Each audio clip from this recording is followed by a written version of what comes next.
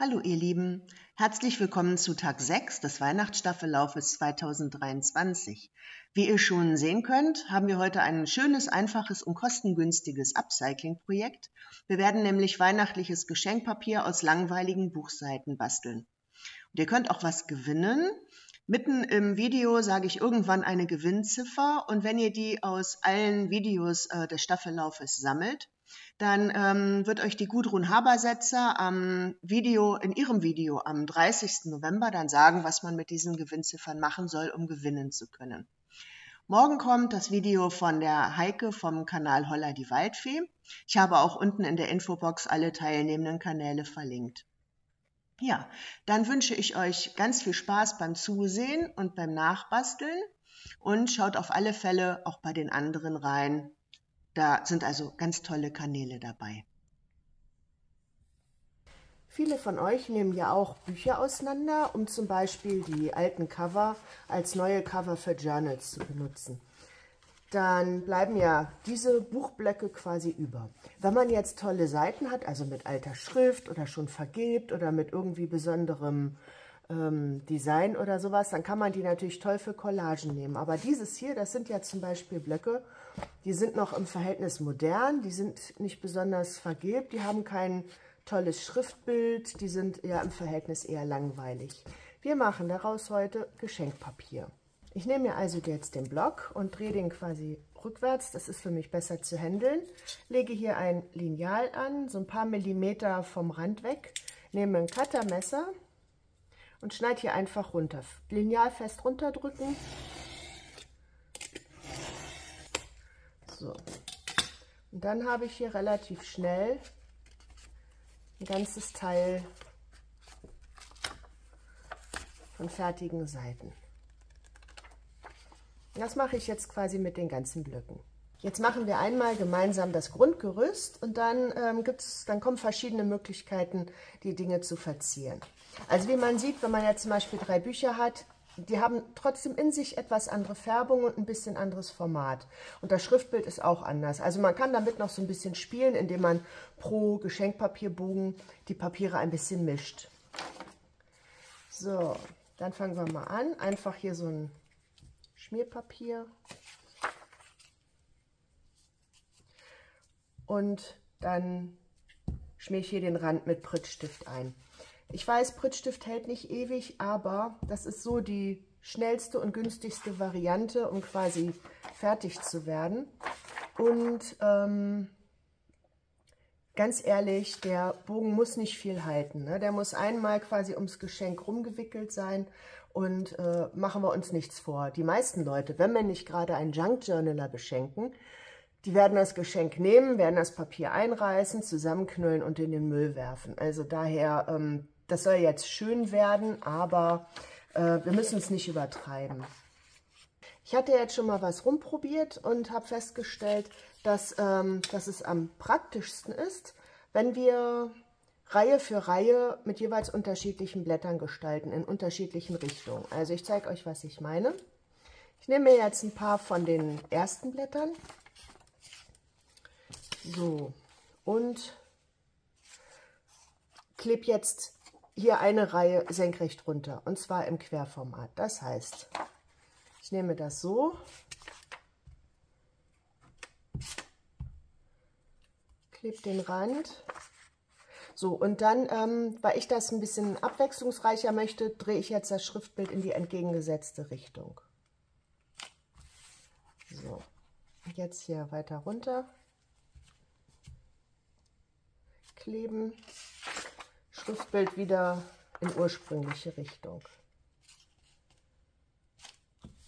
So, dann mache ich hier weiter und zwar nehme ich da von einem anderen Blatt Papier, also von einem anderen Buch,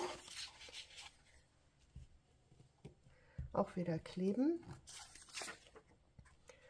und klebe senkrecht. Und dann schiebe ich das Ganze wieder hoch.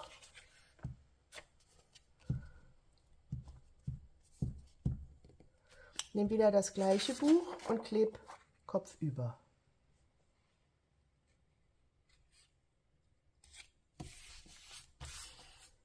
So, und so habe ich, das erkennt man hier in dem kleinen Stück schon, ich habe quasi Abwechslung, ne? Ich habe unterschiedliche Richtungen, und wenn ich jetzt ein paar Geschenk zum Beispiel jetzt so einpacke, dann habe ich da schon mal ein bisschen Spannung mit im Papier, ne? Als wenn ich immer nur das gleiche Papier in die gleiche Richtung geklebt hätte.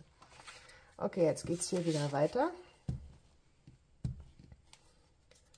Das dritte Papier wieder in diese Richtung.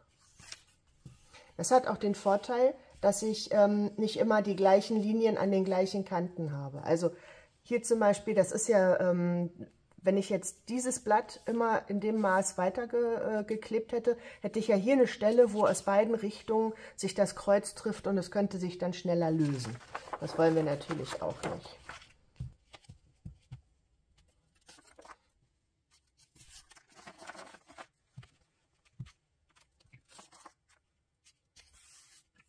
Das ist quasi so das Grundgerüst. Ich glaube, das System ist soweit klar geworden, ne? Das kann ich hier jetzt ja in beide Richtungen völlig unbegrenzt erweitern, ne? Also ich kann, dies hier reicht ja jetzt zum Beispiel locker für so ein, ja weiß ich nicht, für so eine Pralinenpackung oder sowas, ne? So für eine CD würde so eine Menge ja schon ausgereicht haben, und wenn ich ein Fahrrad umwickeln möchte, mache ich es einfach entsprechend größer. So, das ist jetzt quasi die Basis. Sowas bereite ich jetzt noch einige Male vor, und dann geht es weiter mit der Dekoration. So, ich habe hier jetzt mal so einen ganzen Teil vorbereitet. Letzten Endes kann man das eigentlich auch schon so nehmen, wie es ist. Wenn ich jetzt zum Beispiel hier so ein Buch nehme und das einschlagen möchte, ja, hier so, dann, also stellt euch das jetzt hier so vor als eingeschlagenes Paket. Und dann kann ich das ja quasi hier mit einer Schleife dekorieren, oder so längs in dem Fall, ne? Und dann sieht das auch schon schön aus. Oder ich dekoriere das mit so ein bisschen Natur, ne? Bin so ein bisschen Paketschnur drum, also das würde letzten Endes so schon ausreichen. Ups. Wenn wir das aber noch ein bisschen weiter verfeinern wollen, ne? Dann fällt mir als erste Möglichkeit Kartoffeldruck ein. Das heißt, ich schneide eine Kartoffel durch. Ich habe jetzt hier zwei so Ausstechförmchen, ne, mit ja, mehr oder weniger weihnachtlichen Motiven.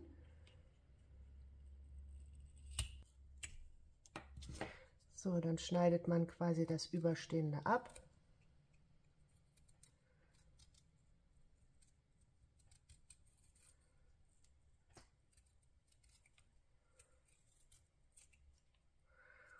Und dann bleibe ich mit dem Stern über. Das gleiche mache ich hier mal mit dem Herz. Dann habe ich hier vom Teddy eine sehr günstige Metallic-Farbe. Ihr könnt natürlich auch jede andere nehmen. Acrylfarbe und so weiter. So.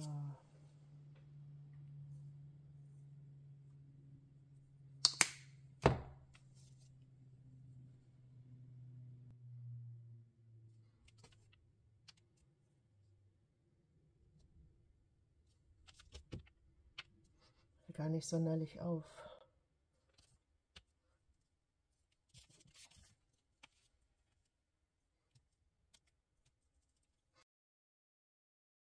Das ist mir zu wenig Kontrast. Ich nehme noch mal Schwarz dazu.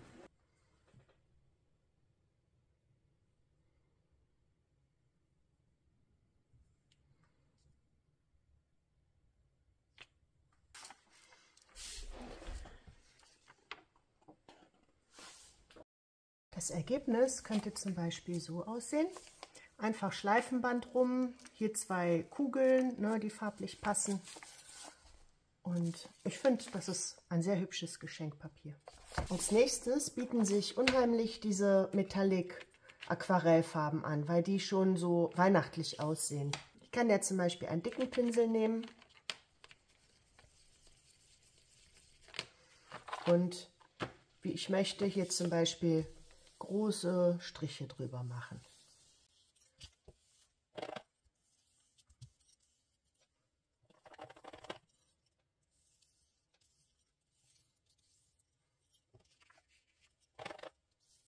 Im Endergebnis könnte man dann so ein Geschenk damit einpacken. Einfach hier so, das ist Lärche, ne? Die findet man im Wald. Hier so ein bisschen Gedönsel, im Band drum.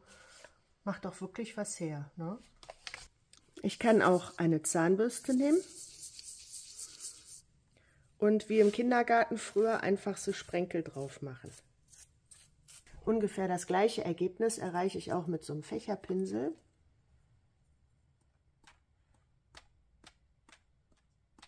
Machen wir noch eine andere Farbe dazu. Gestaltungsvorschlag ist zum Beispiel das hier, einfach so ein bisschen Band drum. Hier ist so ein Zeug, das ist so auf dem gekauften Adventsgesteck oder sowas mit drauf. Das mache ich immer alles ab. Und hier so ein farblich passender Stern. Dann kann ich natürlich eine Schablone nehmen und irgendein Stempelkissen. Ich nehme jetzt mal Walnut Stain und hier einfach so stellenweise so ein bisschen das Muster abstempeln.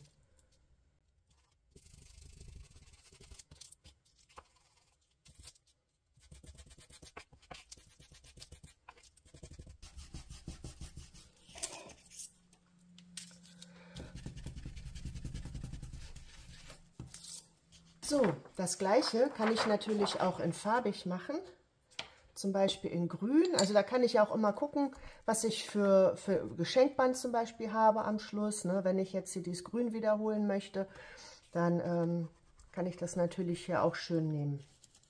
Nehme ich mal eine andere Schablone.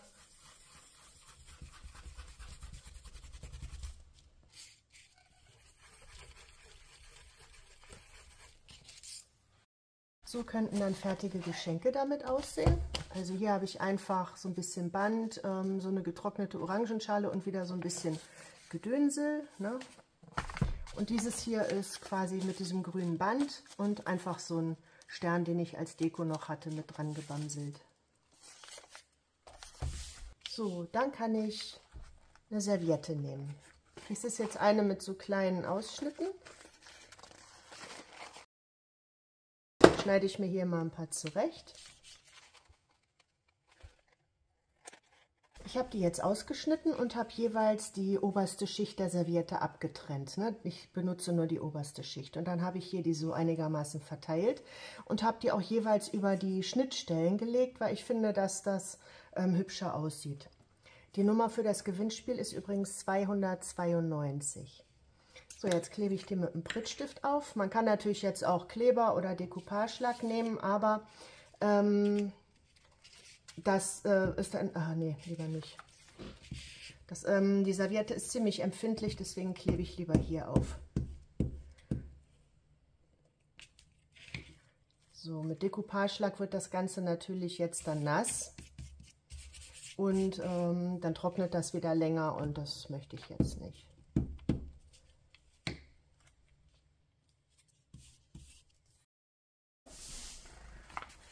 So könnte man ein Geschenk dann gestalten. Dies hier hatte ich zufällig noch. Das passt natürlich absolut perfekt dazu. Das ist übrigens mein absoluter Favorit von allen Verpackungsvarianten, die ich heute zeige. Also für dieses Projekt kann man wunderbar alles nehmen, was man an Weihnachtsklimbim oder so sowieso noch aufbrauchen möchte. Also ich habe hier zum Beispiel diese Glitzer-Schneeflocken, die ich sowieso irgendwie nie für irgendwas brauche. Die klebe ich jetzt hier einfach auf. Und nehme dann am Schluss ein blaues Seidenband drum, sodass sich die Farbe dann wiederholt. Ich könnte jetzt natürlich auch noch wunderbar hier irgendwie so blaue Sprenkel mit drauf. Aber wisst ihr was, ich mache das auch. Ich mache hier noch blaue Sprenkel drauf. So, besprenkelt, aufgeklebt, das muss jetzt noch ein bisschen trocknen. Hier habe ich auch 2 Schleifen übereinander gebunden, die lösen sich gerade ein bisschen, sehe ich. Kann man dann einfach hier wieder so festziehen, ne, das geht. Und schlicht und schön, finde ich. Dann kann ich natürlich auch Washi-Tape nehmen. Dieses Washi-Tape zum Beispiel, da habe ich sonst auch nie Verwendung für gehabt. Ich klebe jetzt einfach hier mal die Nähte lang.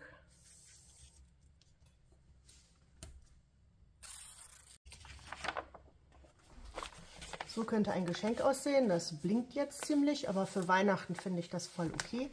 Dieses hier, die Schleife ist übrigens von irgendeiner Pralinenpackung oder Schokoladenpackung, die ich geschenkt bekommen habe. Also ich hebe den ganzen Kram immer auf und benutze den weiter. Und dann sammle ich ja auch immer aus Zeitschriften noch irgendwie schöne Bilder, also auch weihnachtliche Bilder. Ne? Die sind einfach so aus irgendwelchen Wohnzeitschriften oder so ausgerissen. Ja, und dann kann ich auch die Bilder quasi zuschneiden und kann die hier noch als Dekoration mit aufkleben. Ich kann diese ganzen Techniken natürlich auch kombinieren. Ne? Also ich kann hier auch wieder Sprenkel drunter machen oder mit irgendeiner Farbe Streifen drüber oder halt stempeln, schablonieren. Das kann man alles kombinieren. Aber ich finde, wenn ich das jetzt hier schon habe, das ist ja schon ziemlich gestaltet. Und wenn ich da ja auch noch irgendwie ein Band drum habe, dann sollte das in meinen Augen völlig ausreichen.